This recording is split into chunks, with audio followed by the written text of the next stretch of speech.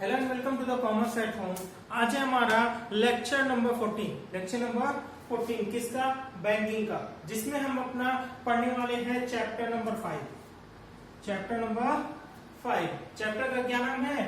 Credit instruments.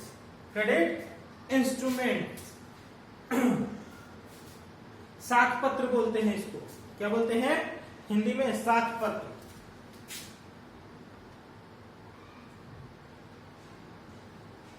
अच्छा, क्या होते हैं सर साख पत्र? साख पत्र होते हैं, देखिए लिखा हुआ है, credit instruments are the documents in writing. Credit instrument साख पत्र क्या होते हैं? ये एक लिखित प्रपत्र है बाय विच, जिसके द्वारा payments are made without using physical money. बिना पैसा इस्तेमाल किए हम किसी चीज की अगर पेमेंट कर देते हैं तो उस पेपर को कहा जाता है, जिस पेपर के इस्तेमाल से उसकी पेमेंट करते हैं उस पेपर को कहा जाता है credit instruments. Example, cheques, hundis etcetera. Cheques, hundis etcetera. ठीक है, मतलब क्या है कि हम अगर बिना पैसा इस्तेमाल किए किसी भी चीज की पेमेंट कर देते हैं या कर पाते हैं, जैसे कि हमने किसी से सामान खरीदा, हम किसी दुकान पे गए और दुकान से हमने गुड्स ले लिया। अब गुड्स के बदले में हमने कहा भैया पेमेंट ले लो। उसने कहा ठीक है। हमने बोला हमसे कैश ना लेकर चेक ले लो, कैश ना लेकर चेक ले लो। तो बताइए क्या वो इनकार कर देगा? ठीक ठाक व्यापार वाला होगा तो इनकार नहीं करेगा, बट छोटा मोटा व्यापारी हो तो, छोटा मोटा मान लीजिए आप गए, आपने कहा 100 ग्राम दाल दे दीजिए, 100 ग्राम दाल दिए, उसके दिया उसने, आपने कहा चेक ले लीजिए हमको 20 रुपए का, क्या ले लेगा वो? नहीं। कुछ जगह होती हैं जब पेमेंट ले लिया जाता है उस क्रेडिट इंस्ट्रूमेंट से, कुछ जगह ऐसी होती हैं जहां पेमेंट नहीं लिया जाता।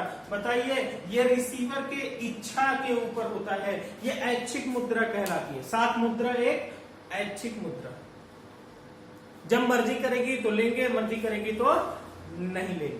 ठीक है।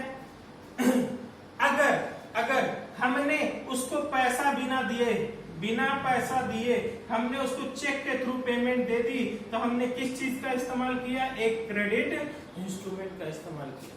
ये एक लिखित प्रपत्र था जिसके द्वारा पेमेंट हो रही थी और कोई फिजिकल मनी, कोई पैसे का इस्तेमाल हमने बीच में नहीं। पैसा अभी भी दे रहे हैं उसको बाई अकाउंट में, अकाउंट से अकाउंट में ट्रांसफर वगैरह हो जाएंगे, बट हमने जेब में से कोई पैसा निकाला नहीं निकाला। ठीक है। अगर हम फिजिकल मनी बिना इस्तेमाल किए कोई पेपर दे के पेमेंट दे रहे हैं तो उसी पेपर को क्या कहा जाता है?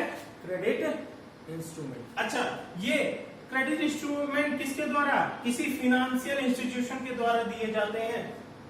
किसी फिनांस, जैसे कि बैंक हम लाके हमको चेक बना के देती है ना। चेक कौन देता है हमको? बैंक देती है। इश्यूअर कौन होता है? बैंक इश्यूअर होती है।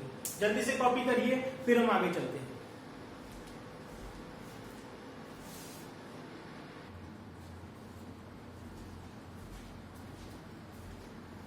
चलिए, अब हम देखेंगे कि भैया क्रेडिट इंस्ट्रूमेंट तो बात समझ में आ गई, जहां बिना पैसे के हम पेमेंट जिस पेपर से दे देते हैं उसको हम बोलते हैं क्रेडिट इंस्ट्रूमेंट्स। बट सर ये कितने तरह के होते हैं? बेटा ये होते हैं 8 तरह के। क्या है? Cheques, bills of exchange, hundi, promissory note, bank draft, letter of credit, treasury bill और IOU।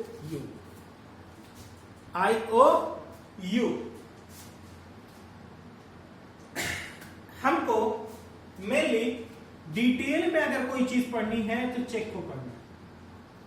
इन सब की सिर्फ मीनिंग्स पढ़नी है, समझना है कि ये क्या होते हैं, लेकिन चेक के बारे में हमें पूरा का पूरा डिटेल में पढ़ना है। चेक क्या होता है, चेक में कितनी पार्टीज होती हैं और और कितने तरह का चेक होता है, चेक की पेमेंट कैसी होती है, चेक का डिसऑनर क्या क्या होता है। ठीक है, सारे चेक के बारे में पूरी डिटेल पढ़ेंगे। उसके बाद सबकी मीनिंग देखो, हाफ चैप्टर तो इसी के बारे में है और बाकी हाफ में ये पूरा है। तो मेनली हमको सबसे पहले चेक पढ़ लेना चाहिए, उसके बाद हम सबकी मीनिंग पढ़ लेंगे और हमारा चैप्टर हो जाएगा खत्म। तो बहुत परेशान मत होइएगा, और आप लोगों को अगर मेरी वीडियोस पसंद आती हैं तो लोगों को शेयर भी करिए ताकि वो भी पढ़ाई कर सके। ठीक है, चलिए सबसे पहले हम देखेंगे कि चेक क्या होता है।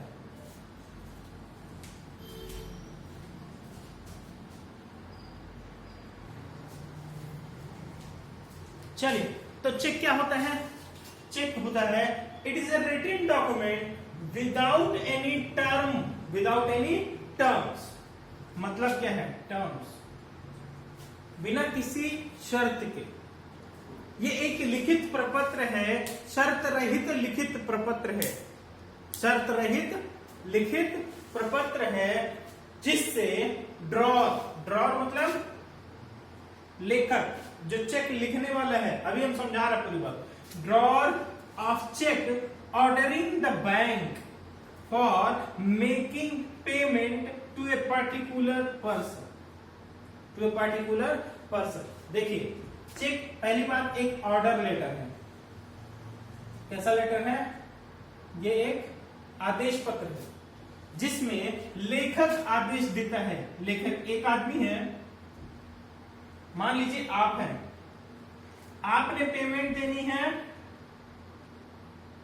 कहीं से आपने खरीदा फर्नीचर, आपने खरीदा फर्नीचर, अब आपको पेमेंट देनी है इस फर्नीचर शॉप वाले को। आपने क्या किया भैया, आप हमसे कैश ना लेकर क्या कर लो, चेक लो। आपने एक चेक इशू किया। तो बताइए आप कौन है? ड्रॉर। आप कौन है? ड्रॉर। आपने चेक लेकर इसको दे दिया। अब ये लेकर जाएगा बैंक, ये लेकर जाएगा बैंक। पहली बात, ये पैसा लेने वाला है ना, हम ड्रॉर हैं, और ये कौन है? क्रेडिटर। कौन है? क्रेडिटर। अब बताइए, अब वो पैसा ले मांग रहा था हमसे, मांगने के टाइम पे हमने उसको चेक दे दिया, हमने उसको चेक दे दिया।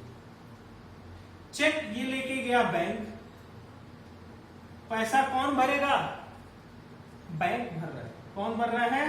बैंक। बताइए डेटर कौन बना? बैंक। हमेशा बैंक डेटर होता है। क्रेडिट इंस्ट्रूमेंट के केस में हमेशा डेटर कौन होता है बेटा? बैंक होता है।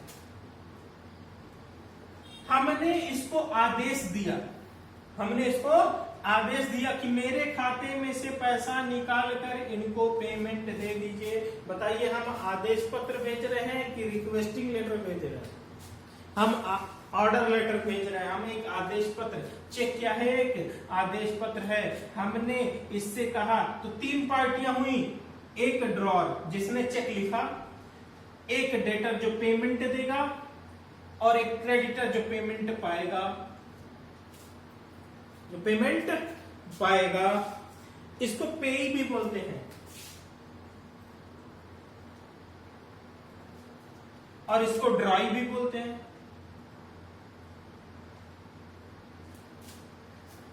ठीक है, अब तीन पार्टीज, अगर पार्टीज आप चेक के बारे में बात की जाए तो तीन पार्टीज होती हैं। मतलब ये एक आदेश, ये एक आदेश पत्र, it is a written document, ये एक लिखित प्रपत्र है जिसमें कोई शर्त नहीं होती, without any terms, by which drawer क्या, कौन? ड्रॉर हम क्या दे रहे हैं?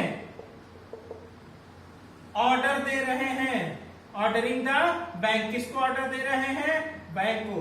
फॉर मेकिंग पेमेंट, किसको पेमेंट दे दो? टू ए पर्टिकुलर पर्सन, जिस आदमी का हम नाम लिख दिए हैं उस चेक पर, उस चेक पर जिस आदमी का नाम लिख दिए हैं उसी आदमी को क्या दे दो? पेमेंट। ये एक शर्त रहित आदेश पत्र होता है, शर्त रहित लिखित आदेश पत्र होता है, जिसमें हम ये बताते हैं, हम ये आदेश देते हैं बैंक को कि भैया जिस आदमी का नाम मैंने चेक में लिखा है उस आदमी को पेमेंट दे दीजिए। ठीक है, तो दो बातें आपने सीख ली। पहला कि चेक क्या होता है, दूसरा पार्टीज ऑफ चेक। तो 3 पार्टीज होती हैं, 3 पार्टीज होती हैं। चेक में कितने पहलू होते हैं? 3। अच्छा, इसके आगे सर चेक कितने तरह के होते हैं? चलिए बता देते हैं चेक कितने तरह के होते हैं। चेक मेनली होते हैं बेटा 7 तरह के। मेनली कितने तरह के होते हैं?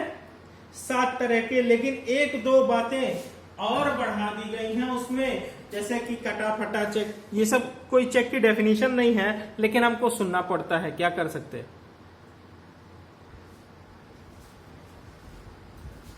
चलिए, टाइप्स ऑफ चेक।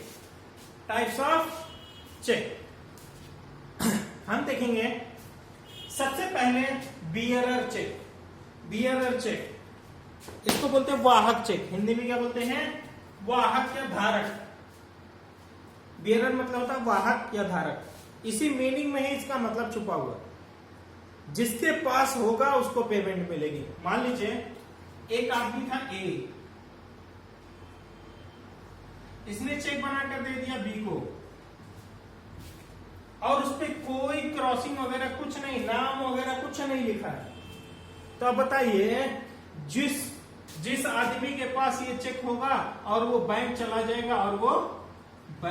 जाएगा तो उसको पेमेंट मिल जाएगी। मान लीजिए मैंने चेक बनाया और आपको दे दिया, तो आप चाहे तो जाके बैंक से पेमेंट ले लें, बट आप अगर अपने भाई को भी दे दिए, अपने दोस्त को भी दे दिए, तो वो भी जाकर पेमेंट ले सकता है। कोई रोक टोक नहीं, कोई रोक टोक नहीं। जिसके हाथ में चेक होगा बैंक उसको पेमेंट दे देगी।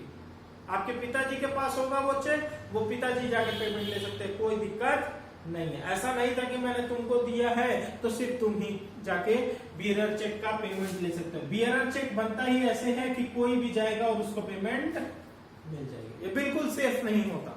मान लीजिए आप जा रहे हैं रोड पे, कहीं चेक एरिया, कोई भी जाके पेमेंट ले लेगा, आप कुछ कर भी नहीं सकते। ठीक है, दूसरा है ऑर्डर चेक। ऑर्डर चेक में व्यक्ति का नाम लिखा होता है, व्यक्ति का नाम लिखा होता है। मान लीजिए हमने पेमेंट दिया बी को, अब सिर्फ बी ही पेमेंट ले सकता है, बी ही पेमेंट ले सकता है। अब चाहे वो तुरंत कैश करा ले या अकाउंट में ले ले, वो भी बात डिपेंड करेगी मेरे ऊपर। अगर हमने उसको ओपन चेक दिया है, तो वो जाएगा और खिड़की पे तुरंत पेमेंट मिल जाएगा बैंक के पास, तुरंत वहीं जाएगा, चेक देगा, पैसा लेगा, चला आएगा। लेकिन अगर मैंने ऑर्डर चेक बनाया, तो क्या बी के पिताजी, मैंने आपको चेक दिया ऑर्डर चेक, क्या आपके पिताजी जाके पेमेंट ले सकते हैं? आपके भाई जाके पेमेंट ले सकते हैं? आपका दोस्त जाके पेमेंट ले सकता है? बिल्कुल नहीं ले सकता, क्योंकि हमने उस पे आपका नाम लिखा। ये ऑर्डर चेक है, हमने उसमें आपका नाम लिख दिया है, तो सिर्फ आपको ही मिलेगा। अब आप कैश ले लेंगे तुरंत अगर ओपन चेक होगा। अगर वो क्रॉस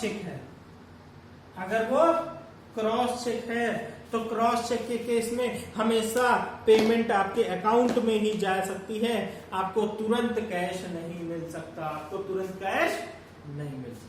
क्लियर? चलिए, कोई दिक्कत होगी तो कमेंट बॉक्स में लिखिएगा, हम बता देंगे। उसके बाद आता है ब्लैंक चेक। नाम तो बहुत सुना होगा, ये लो ब्लैंक चेक, भर लो अपना अमाउंट और मुंह बंद रखो अपना, है ना? ब्लैंक चेक ले लो और मुंह बंद रखना अपना।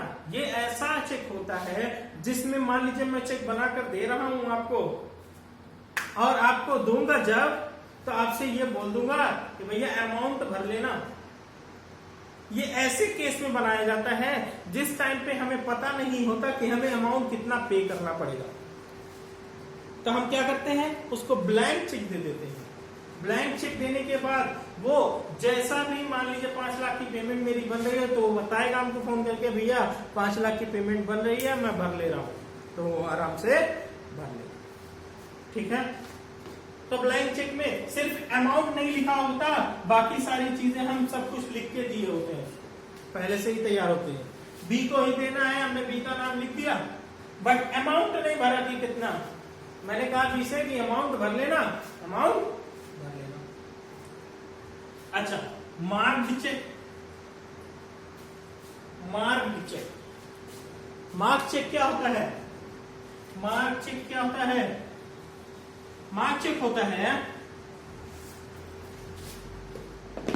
मान लीजिए एक आदमी था ए, एक आदमी था, उसी एग्जांपल को आगे ले चलना। ए ने चेक बनाकर बी को दिया, ए ने चेक बनाकर बी को दिया।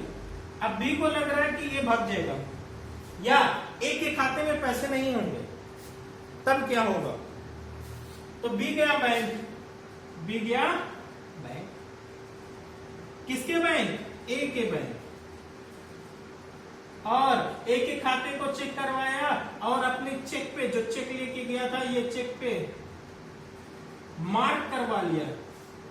रेडिंग से मार्क होता है या स्टाम्प लगा देना, स्टाम्प लग जाता है कि भैया अब तुमको इसका पेमेंट जब चाहोगे मिल जाएगा, इतना पैसा ये अपने खाते में से निकाल नहीं सकते। वो मार्क चेक है, वो मार्क्ड चेक है, उस चेक का पेमेंट होकर ही रहेगा चाहे जो हो जाए। तो जब भी जो पैसा पाने वाला है उसको डाउट हो जाए, किसी बात का संदेह हो जाए कि भैया ये पेमेंट नहीं देगा हमको कायदे से, तो हम जाते हैं उसके खाते को चेक करवा लेते हैं, उसी चेक को दिखाकर और उसको मार्क करवा लेते हैं, तो उस चेक को बोलते हैं मार्क्ड चेक। ठीक है, जिसको हिंदी में बोलते हैं प्रमाणित चेक। क्या बोलते हैं? प्रमाणित चेक।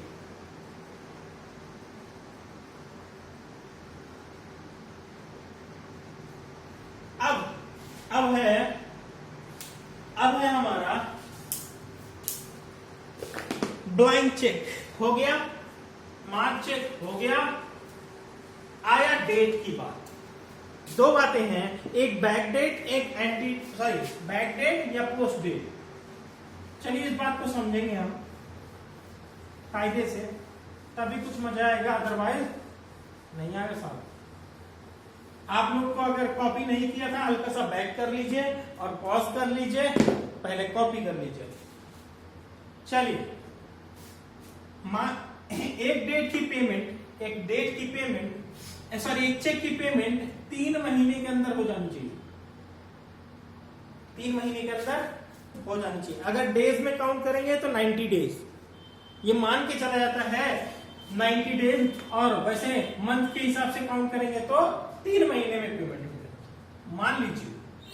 मान लीजिए एक आदमी था,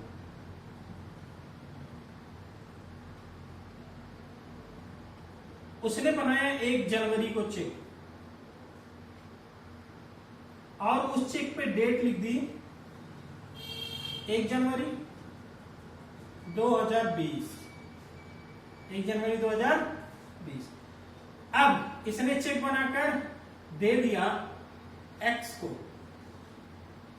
अब एक आदमी था एक्स, जिसको पेमेंट ले लेनी चाहिए 31 मार्च तक, क्योंकि चेक की मैक्सिमम लिमिट कितनी होती है? 3 महीने तक। तो बताइए 1 जनवरी से 31 मार्च 3 महीने हो गए। 3 महीने के अंदर जब भी वो बैंक चला जाएगा चेक लेकर, जब भी बैंक चला जाएगा, बैंक तुरंत पेमेंट दे देगी, ठीक है। लेकिन 31 मार्च के बाद 1 अप्रैल को जैसे ही जाएगा, बैंक कहेगा अप्रैल फूल। क्या बोलेगा? अप्रैल फूल, अब आपको पेमेंट मिलने वाली नहीं है, ठीक है। तो कभी भी 3 महीने से ज्यादा देर आप नहीं कर सकते। 3 महीने की आखिरी डेट तक आपको पेमेंट उस चेक की ले लेनी। अब सर ये तो हो गया चेक की डेट की बात। सर इसमें बैक डेट क्या है? बैक डेट, अच्छा एक बात बताओ, मान लीजिए ये आप हो, आप चाहते हो कि एक्स को हम पेमेंट दे दें 3 दिन के अंदर अंदर, या आज ही पेमेंट ले ले हमसे एक्स, या तो उससे कह दे 1 जनवरी को चेक बना के दिए, 1 जनवरी को बोलते एक्स जाके तुरंत पेमेंट ले लो। अच्छा अब बताइए उसकी मर्जी है ना, आज लेगा या 3 महीने के बीच में कभी लेगा, वो तो उसकी मर्जी है। हम चाहते हैं कि आज की ही डेट में चेक पेमेंट ले ले। हम क्या करेंगे, हम जबरदस्ती अगर उससे पेमेंट चाहते हैं कि वो पेमेंट ले ही ले, तो हम क्या करेंगे 3 महीने पीछे की डेट का चेक बना देंगे। कब का चेक बना देंगे, 3 महीने पीछे की डेट। मतलब कौन सी तारीख का बनाएंगे,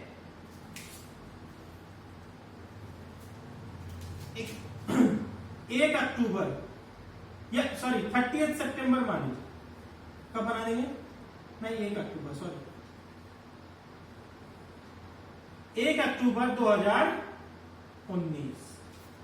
अब बताइए ठीक देखिए 3 महीना पीछे गए हैं कि नहीं हम, अगर हम ठीक 3 महीना पीछे गए हैं तो बताइए इस तारीख का अगर चेक बना हुआ है कब तक मैक्सिमम पेमेंट हो सकती है, 3 महीने तक। कब तक, 3 महीने तक।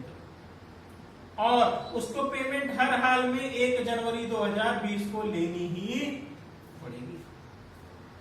कभी कभी ऐसा होता है, क्योंकि बेटा जरूरी है क्या, आज तुम्हारे खाते में 10 लाख रुपए पड़े हैं, जरूरी है कल भी रहे, परसों भी रहे, आगे भी रहे, जरूरी है क्या, नहीं। इसलिए हम चाह रहे थे कि यार पैसा हमसे खर्चा हो जाएगा और ये तुरंत जाकर पेमेंट ले ले, तो ये जाएगा तुरंत, जैसे ही डेट देखेगा और 3 महीने का टाइम देखेगा तुरंत ही जाके वो पेमेंट ले लेगा।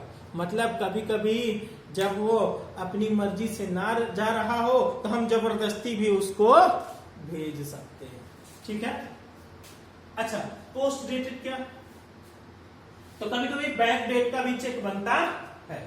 पोस्ट डेटेड क्या होता है, पोस्ट डेटेड अगर हम आगामी तिथि, उत्तर तिथि या पूर्व तिथि, इसको बोलते हैं पूर्व तिथि चेक, उसको उत्तर तिथि चेक, या ऐसे बोल दो आगामी तिथि, ठीक है, आने वाली तिथि का।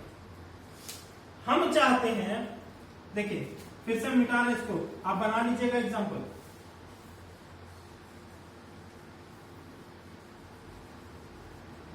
हम चाहते हैं 10 लाख की पेमेंट देनी है एक्स को, और अभी मेरे पास पैसे नहीं है, पर मुझे पता है कि 1 महीने बाद मेरे पास पैसे रहेंगे, 1 महीने बाद मेरे पास पैसे रहेंगे। आज तारीख है 1 जनवरी 2020, 1 जनवरी 2020। हम चेक बना रहे हैं एक्स के नाम पर, और हम जानते हैं आज की डेट में क्या हम 1 जनवरी का चेक बना दें, ये तो 31 मार्च के अंदर कभी भी पैसा ले सकता है। मान लो कल चला गया तो अभी तो मेरी जेब में पैसा नहीं, मेरे खाते में पैसा नहीं। हम चाहते हैं कि ये 1 महीने बाद जा पाए, तो हम क्या करेंगे, 1 जनवरी के बदले 1 फरवरी 2020 का चेक बना देंगे। अब बताइए वो कब चेक लेकर आकर जा सकता है, 1 फरवरी के बाद। 1 फरवरी के बाद, उससे पहले वो चेक लेकर जा नहीं सकता। इसलिए हम जबरदस्ती चाहते हैं कि वो 1 महीने बाद ही पेमेंट हमसे ले, तो हम चेक ऐसा ही बनाएंगे कि वो 1 फरवरी के बाद ही जा पाए। कभी कभी वो पूर्व तिथि का चेक बनाता है, कभी वो उत्तर तिथि का, मतलब बैक डेटेड या पोस्ट डेटेड, दोनों तरह के चेक बन सकते हैं। आपको बात समझ में आई? अब म्यूटिलेटेड चेक, ऐसे समझ लिया कटा-फटा चेक। कटा-फटा चेक क्या होता है, ऐसा चेक जिसमें कुछ गलती हो गई हो, थोड़ा सा किनारा फट गया हो, मिट गया हो, काफी दिन से रखे रखे पानी से भीग के खराब हो गया हो, ऐसे चेक को क्या बोलते हैं, म्यूटिलेटेड चेक। ऐसे चेक की पेमेंट नहीं होती, ऐसे चेक की पेमेंट नहीं होती। अच्छा एक है ट्रेवलर्स चेक। क्या होता है सर ट्रेवलर्स चेक? चलिए बताते हैं ट्रेवलर्स चेक क्या होता है। यात्री चेक, हिंदी में क्या बोलते हैं इसको, यात्री चेक। मान लीजिए डिस्कवरी वाले आदमी को देखा आपने, डिस्कवरी वाले आदमी को, जो लीड रोल में होता है। कभी देखेंगे वो अफ्रीका घूम रहा है, कभी अमेरिका घूम रहा है, कभी ब्राजील घूम रहा है, कहीं भी घूम सकता है वो। जैसे उसको टाइम मिलता है वैसे वो काम करता है, जैसे उसको टाइम मिलता है वो वैसे काम करता है। तो ट्रैवलर चेक बनता ही है इसी के लिए। मान लीजिए हम इंडिया में रहते हैं और हमको पता नहीं हमको कब कहां जाना पड़ जाए। हम गए बैंक, हमको 20 लाख रुपए, हमें अंदाजा था कि 20 लाख रुपए हम दुनिया घूम के आएंगे, हमारा खर्चा हो जाएगा। 20 लाख रुपए हम दुनिया घूम के आएंगे और हमारा खर्चा हो जाएगा। हमने क्या किया, कैश लेकर घूमेंगे तो कोई लूट लेगा, तो इसलिए बैंक गए। कहां गए? बैंक। और उससे बोला कि आप मेरे लिए ट्रेवलर्स चेक बना दो, ट्रेवलर्स चेक बना दो। अब जब वो ट्रेवलर्स चेक बनाएगा और बनाकर आपको दे देगा 20 लाख का चेक। अब आप अमेरिका गए, मान लीजिए इसमें से 5 लाख रुपए आपको जरूरत है, आप चले गए थे अमेरिका और आपको 5 लाख रुपए की जरूरत है, तो आप क्या करेंगे, यहां किसी भी बैंक जाकर आप बोलेंगे हमको इसमें से 5 लाख की पेमेंट कर दीजिए, क्योंकि भैया करेंसी अलग अलग चलती है ना। कल को हम इंग्लैंड चले गए और यहाँ पे हमने क्या किया, यूएस डॉलर बुना लिए, डिस्काउंट करा उस चेक को, पेमेंट करा ली पूरा का पूरा 20 लाख रुपए डॉलर में। अब बताइए, कल को हमें इंग्लैंड जाना हो, कल को हमें यूरोप जाना हो, कल को हमें कहीं और जाना हो, कहीं रसिया जाना हो, तब क्या करेंगे? तब तो नहीं चलेगा ना मामला। तो इसलिए जितने की जरूरत होती है वो यहाँ पे हम डिस्काउंट करा लेंगे और बाकी का पैसा फिर से वही चेक बनवा लेंगे, ट्रैवलर चेक।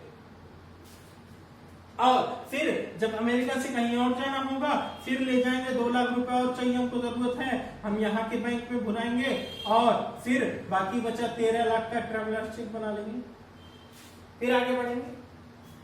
ठीक है, तो कुछ चार्ज लगता है बनवाने का, लेकिन हमारा काम सेफ्टी से चल जाता है। जब कहीं घूमने जाना होता है, कई जगहों पे जाना है, तो लोग क्या करते हैं, ट्रैवलर चेक बनवा लेते हैं। ठीक है, अब आखिरी है हमारा बैंकर चेक। जैसे कि चेक बनाता है बैंक, एक आदमी ड्रॉ करता है, चेक को बनाता है। हमको मिलता चेक बैंक से है, लेकिन उसमें लिखता कौन है? हम लिखते हैं, तो हम होते हैं उसके ड्रॉअर, उसके ड्रॉअर। बट यहां पे बैंकर चेक बनाता है बैंक, कौन बनाता है? बैंक बनाता है।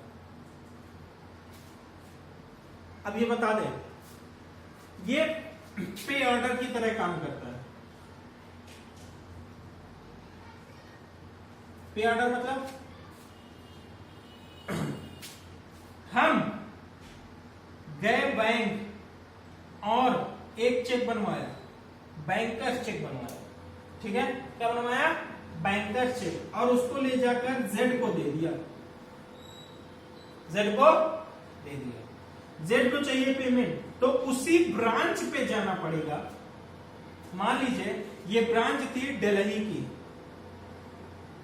जहां से हमने बनवा के दिया था, तो अब जेड को दिल्ली ही जाना पड़ेगा पेमेंट लेने के लिए, उसी ब्रांच पे जाना पड़ेगा। इसीलिए इसको बोलते हैं बैंकर्स चेक। ठीक है, जिस ब्रांच से ये चेक बना था, दिल्ली वाली ब्रांच से, पेमेंट भी उसी ब्रांच से मिलेगी, ये था हमारा टाइप्स ऑफ चेक। अब हम पढ़ेंगे क्रॉसिंग ऑफ चेक का रेखांकन। चलिए अब हम देखेंगे क्रॉसिंग ऑफ चेक क्या होता है। जब भी मान लेते एक चेक है, एक चेक है, उसके लेफ्ट साइड टॉप पे, लेफ्ट साइड में ऊपर की तरफ अगर दो पैरेलल लाइन खींच दी जाए, दो समांतर रेखाएं खींच दी जाए, तो उसको बोलते हैं क्रॉसिंग। उसको क्या बोलते हैं? क्रॉसिंग। अच्छा, ये किया क्यों जाता है? ये किया जाता है ताकि पैसा जो है सेफ हाथों में पहुंचे। मैंने अभी बियरर चेक का बताया था कि जो पा जाएगा उसको पेमेंट मिल जाएगी। आपका चेक गिर जाए तब भी आपकी पेमेंट कोई और लेके चल जाएगा। तो इसलिए कोई और पेमेंट ना लेने पाए तो उसकी क्रॉसिंग करी जाती है, ताकि पेमेंट आपको ही मिले और आपके नाम से मिले। ठीक है। अच्छा सर, क्रॉसिंग होती कैसे है बेटा? तो उससे पहले ये जान लीजिए, क्रॉसिंग 3 तरह से होती है। क्रॉसिंग 3 तरह से, ये तो बहुत रेयर केस है, कभी कभी होता है। मेनली 2 तरह की क्रॉसिंग होती है। पहला क्या मैंने बताया, अगर चेक के ऊपर 2 पैरेलल लाइन खींच दी जाए तो क्रॉसिंग हो गई। अगर बीच में कुछ नहीं लिखा हुआ तब भी क्रॉसिंग हो गई। देखिए पहला केस, हमने बीच में कुछ नहीं लिख के रखा, कुछ नहीं लिख के रखा, तब भी क्रॉसिंग मानी जाएगी। जिसका नाम लिखा हुआ है उसी के खाते में पैसा जाएंगे और किसी के खाते में पैसा नहीं जा सकता। अच्छा, अगर दूसरा ऑप्शन, बीच में लिख दीजिए एंड कंपनी, बीच में क्या लिख दीजिए? एंड कंपनी, तो भी क्रॉसिंग होगी। या लिख दीजिए अकाउंट पेई ओनली, तब भी पैसा सिर्फ खाते में ही जाएगा, आपको कैश नहीं मिल सकता। नॉट निगोशिएबल लिख दीजिए, तब भी आपको कैश नहीं मिलेगा, आपके खाते में ही पैसा जाएगा। यह होता है जनरल क्रॉसिंग।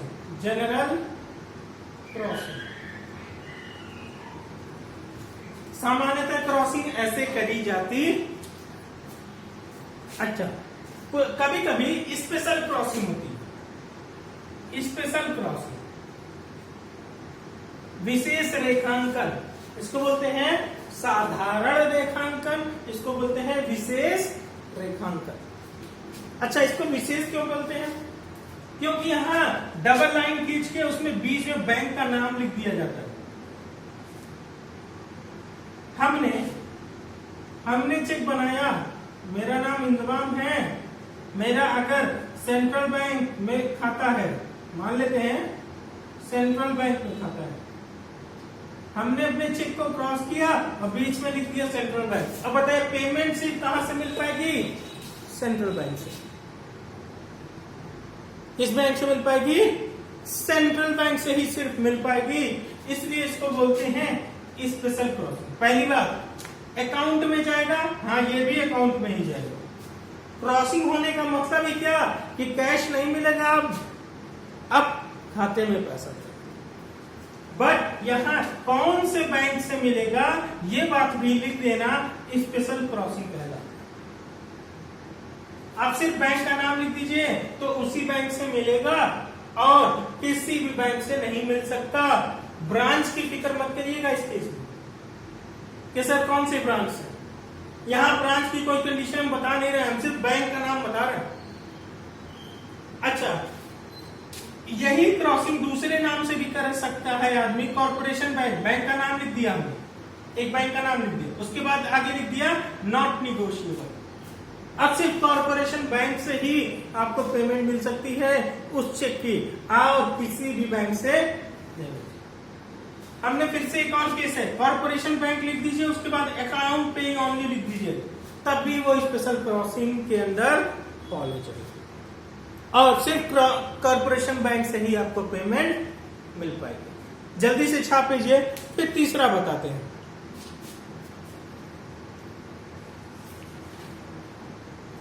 हो गया?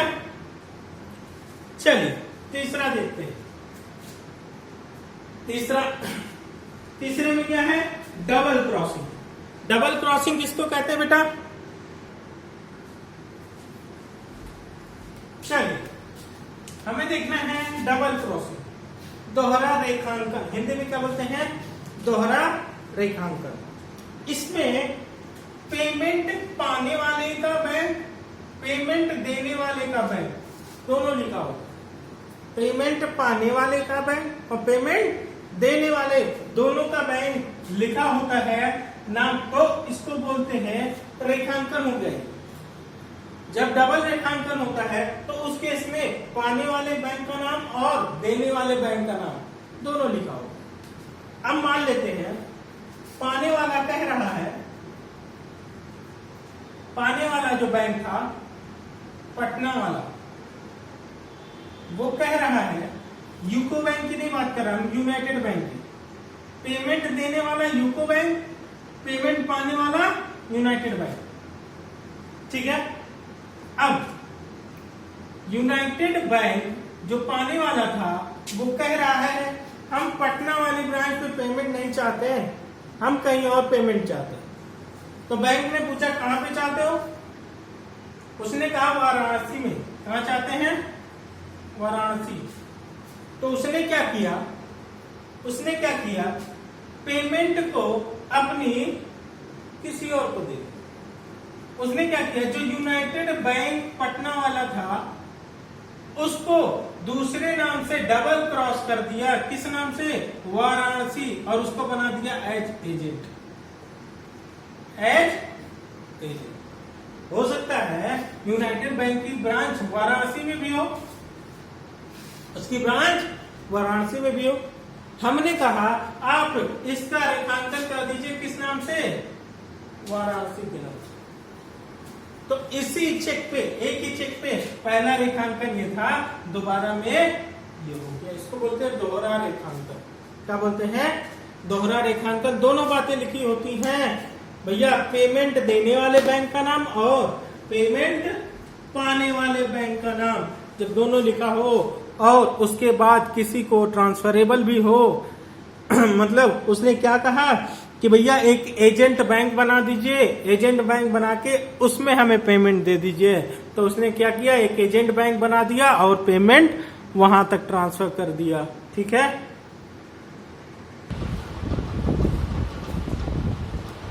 चलिए अब दो बातें और पढ़नी है हमको चेक से रिलेटेड।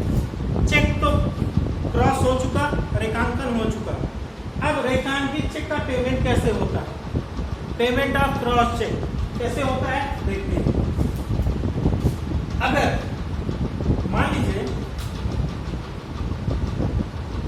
एक्स ने हमें चेक दिया था, एक्स ने हमें चेक दिया, हम चेक लेके आए बैंक और इसने बताया था कि कॉर्पोरेशन बैंक से पेमेंट मिलेगी।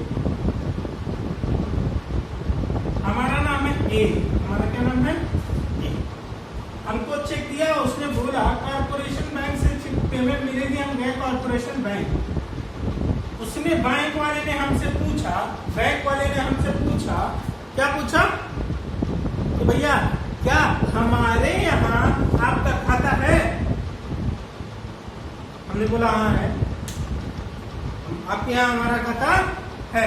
तो जैसे ही हम उसको कलेक्ट कराएंगे, कलेक्शन में लेगा बैंक, तो वो तुरंत हमारे खाते में पैसा ट्रांसफर कर देगा। बात करता हूं, अगर मेरा इस बैंक में खाता था, इस कॉर्पोरेशन बैंक में खाता था, तो वो तुरंत क्या करेगा, मेरे खाते में पैसा डाल देगा और मैं पैसा जब चाहूंगा निकाल दूं। बट हमने कहा नहीं भैया आपके यहाँ तो खाता नहीं है, मेरा खाता है सेंट्रल बैंक में, मेरा खाता है सेंट्रल बैंक। दो केसेस हो सकते थे, पहला वहां पे मेरा खाता है या हम कौन सा केस पढ़ रहे हैं कि हमारे पास खाता है, हमारे पास खाता होने की दशा में दो केस हो सकते हैं कि उसी बैंक में है या उस बैंक में नहीं। तो उस बैंक में होगा तो तुरंत पेमेंट दे देगा, अगर उस बैंक में नहीं हुआ तो ये बैंक सेंट्रल बैंक को पैसा ट्रांसफर कर देगा। इस चेक का अमाउंट किसको ट्रांसफर कर देगा, सेंट्रल बैंक को, हमारे खाते में तब जमा हो जाएगा। बात समझ में आई? पहली बात फिर से समझा देते, मुझे लग रहा है कि कहीं थोड़ी सी बात रह न गई। हम गए बैंक, जो चेक हमको एक्स ने दिया था वो चेक लेके गए बैंक। इसने कहा कॉर्पोरेशन बैंक से मिलेगा। जैसे ही बैंक पहुंचे, बैंक ने पूछा तुम्हारे पास खाता है क्या? हम कौन सा पेज पढ़ रहे हैं? बैंक अकाउंट होगा तो हमारे पास खाता हो, तो अब पूछेगा खाता है, अच्छा ठीक है, कहाँ खाता है? मेरे यहाँ खाता है, कॉर्पोरेशन बैंक में खाता है या कहीं और जगह का खाता है? हमने कहा है कॉर्पोरेशन बैंक में, तो वो क्या करेगा? तुरंत मेरे अकाउंट में पैसा डाल देगा। अगर हमने कहा नहीं कॉर्पोरेशन में नहीं है, कहीं और है, तो वो अमाउंट क्या करेगा चेक का? उस बैंक को ट्रांसफर कर देगा दूसरे वाले जहां मेरा खाता है। उसके बाद जब चाहेंगे हम निकाल लेंगे। ठीक है। अब दूसरा केस, अगर हमारे पास खाता नहीं है तो दो बातें, पहले हम अकाउंट खुलवाएं, तब पेमेंट में, या किसी को हम इंडोर्स कर दें, किसी को हम बेचान कर दें, तब हमको पेमेंट। अभी बेचान का केस हम बताएंगे, ये दोनों बातें खत्म होने के बाद। बेचान क्या होता है? हम किसी को इंडोर्स कर दे, बेचान कर दे, तो हमको पेमेंट मिल जाए। ठीक है। अच्छा सर, ये क्या लिख के रखे हैं कि भैया कैंसिलेशन ऑफ चेक। एक्स ने हमको चेक दिया था और हमसे ये पूछा ही नहीं कि अकाउंट पे वाला चाहिए कि ओपन चेक चाहिए। हमको जब चेक मिला तो हमने देखा तो हमने क्या देखा कि भैया ये तो क्रॉस चेक है, ये तो रेखांकित चेक है। अब इसको तो अकाउंट में पेमेंट लेना पड़ेगा, बट हमको तुरंत जरूरत नहीं, हमको कैश पेमेंट चाहिए। हमने क्या कहा? तुरंत भागे गए वापस एक्स के पास और एक्स से क्या कहा कि भैया ये जो रेखांकन है ना, इसको कैंसिल कर दो यार। तो कहेगा खुद कर लीजिए। तो हम क्या कहेंगे? नहीं, हम कैंसिल नहीं कर सकते। क्यों? क्योंकि जो चेक है ना, उसके उल्टे साइड पीछे की तरफ उसको फिर से ड्रॉअर की साइन चाहिए। जिसने चेक बनाया था, एक्स ने चेक बनाया था, तो उसकी साइन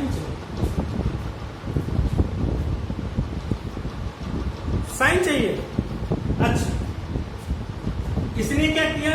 वो जो चेक के ऊपर रेखांकन था उसको कैंसिल्ड लिख दिया। क्या लिख दिया? कैंसिल्ड। और पीछे अपनी ड्रॉअर की कैंसिल्ड लिख के अपनी साइन कर दिया चेक के पीठ पर और लिख दिया पे इन कैश। क्या लिख दिया? पे इन कैश, नकद में भुगतान। अब बताइए, उसको अकाउंट में पेमेंट मिलेगी या कैश मिल जाएगी? अब उसको कैश पेमेंट मिल जाएगी। अच्छा, हम गए थे इसके पास, भागे एक्स के पास। एक्स ने कहा नहीं करेंगे यार, जाओ, मेरे पास टाइम नहीं है, मेरे पास टाइम नहीं है। मैंने कहा ठीक है। हम गए बैंक के पास। अगर ड्रॉअर कर देता तो ठीक था। दूसरा केस है, बैंक भी कर सकता है, क्रॉसिंग को कैंसिल कर सकता है। कैसे कर सकता है? ऐसे दो लाइन खींचकर चेक की पीठ पर दो लाइन खींचकर लिख देता है, all our stamps cancelled, all our stamps cancelled. अब बताइए, जितने भी स्टाम्प ये क्रॉसिंग वगैरह थी वो सब अब मान्य नहीं है। अब वो फिर से क्रॉस चेक से वापस क्या बन गया? ओपन चेक बन गया। क्या बन गया? Open cheque. अब उसको पेमेंट जैसे ही वो चेक देगा तुरंत उसको कैश में पेमेंट मिल जाएगी। ओके, ठीक है। अच्छा, इंडोर्समेंट और डिसऑनर ऑफ चेक पढ़ना है। दो बातें और पढ़नी है चेक के बारे में, फिर चेक की पूरी कहानी खत्म।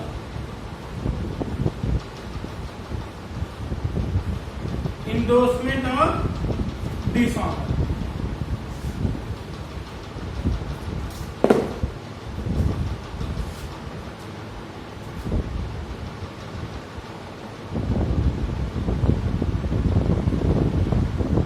इंडोर्समेंट मतलब होता है बेचान। अभी मैंने एक केस बताया कि बेचान कब करता है भैया, जब मेरे के पास खाता था ही नहीं, हमारे पास कोई बैंक का खाता नहीं है, अब वो अकाउंट पे ही चेक था, वो तो अकाउंट में ही मिलेगा, तो हम क्या कर दें, किसी और के नाम पर बेचान कर दें। हम थे ए, वो पेमेंट दे रहा था एक्स, उसने चेक दिया हमको क्रॉस चेक। कौन सा चेक? वो तो अकाउंट में ही मिलेगा, पर हमारे पास खाता तो है ही नहीं, खाता नहीं है, खाता नहीं है। हमने क्या किया, एक हमारा दोस्त था बी, उसका खाता था बैंक में, कोई भी बैंक, इसका खाता था बैंक में। हमने क्या किया, चेक को उल्टा किया और चेक की पीठ पर लिख दिया इंडोर्स्ड टू बी, मतलब उस आदमी का नाम जिसके नाम से हम इंडोर्स कर रहे हैं, और अपनी साइन कर दिया, और अपनी साइन कर दिया। अब बताइए इंडोर्स हो गया, अब क्या बी पेमेंट ले सकता है उस चेक की? हाँ बेटा बिल्कुल ले सकता है, पेमेंट बिल्कुल ले सकता है। क्या सर एक ही बार इंडोर्स हो सकता है? नहीं बेटा, बी को अच्छा लगा, बी की एक वाइफ थी सी, वो बहुत दिन से चिल्ला रही थी पैसे दे दो पैसे दे दो पैसे दे दो। उसने क्या किया, अपने चेक को फिर से पलटा और इंडोर्स लिख दिया, इंडोर्स टू सी, उसने अपनी साइन कर दी। सर ऐसे तो पेज भर गया, कहीं एक बार और इंडोर्स करना पड़े तो बेटा एक पेपर लेना, प्लेन पेपर, और चेक के पीछे चिपका देना और उस पे चलेगा। सर वो पेज भी भर गया तो एक और पेज चिपका देना, सर एक पेज और भर गया तो एक पेज और चिपका देना, वो चलता रहेगा प्रोसेस। और ये बात ना भूलिए कि पेमेंट कितने महीने के अंदर हो जानी चाहिए? 3 महीने। जितनी बार इंडोर्स करना कर लीजिए, बट 3 महीने के अंदर। क्लियर?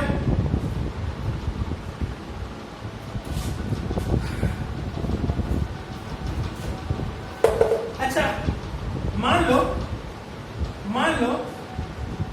अकाउंट वगैरह सब थे मेरे पास, अकाउंट वगैरह सब थे, तब क्या इंडोर्स नहीं हो सकता? सर बिल्कुल हो सकता है। एक आदमी था बी जो है, बी से हमने पहले ही पैसा लेके रखा, यहां से जैसे ही हमको चेक मिला हम क्या किए, इसको इंडोर्स कर दिए। इसने कहा तुम्हारे पास तो खाता वगैरह था यार, पेमेंट ले लेते तब इंडोर्स करते। हमने कहा मेरे पास टाइम नहीं है, मैं बैंक नहीं जा सकता, मैंने डायरेक्ट चेक से ही पेमेंट कर दी। तो अकाउंट हो या ना हो, दोनों केस में हम किसी को भी चेक इंडोर्स कर सकते हैं। ओके, अब इंडोर्समेंट हो गया, डिसऑनर पढ़ लेते। कभी कभी चेक डिसऑनर हो जाता है। चेक क्या हो जाता है? डिसऑनर हो जाता है। डिसऑनर मतलब अब वो चेक अनादरित हो गया, अब उस चेक की पेमेंट नहीं हो सकती। क्यों नहीं हो सकती? मान लेते हैं एक्स ने हमको चेक दिया था, एक्स के खाते में पैसा था ही नहीं, जिस दिन हम पेमेंट ले लेंगे वो चेक क्या हो गया? तुरंत डिसऑनर हो गया, तुरंत। अब हम फिर से एक्स के पास जाएंगे और कहेंगे मेरा पैसा दो, वो तो चेक बेकार हो गया। अच्छा और कौन से केस है? हो सकता है चेक फट जाए, चेक फट जाए। चेक फट जाने की भी दशा में चेक क्या हो जाता है? तिरस्कृत हो जाता है, अनादरित हो जाता है। ठीक है,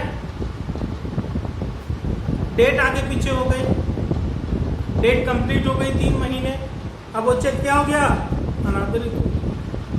ठीक है, बहुत से केसेस ऐसे होते हैं जिसमें चेक अनादरित हो जाता है, मतलब non payment of cheque, non payment of cheque, उस चेक का पेमेंट नहीं हुआ।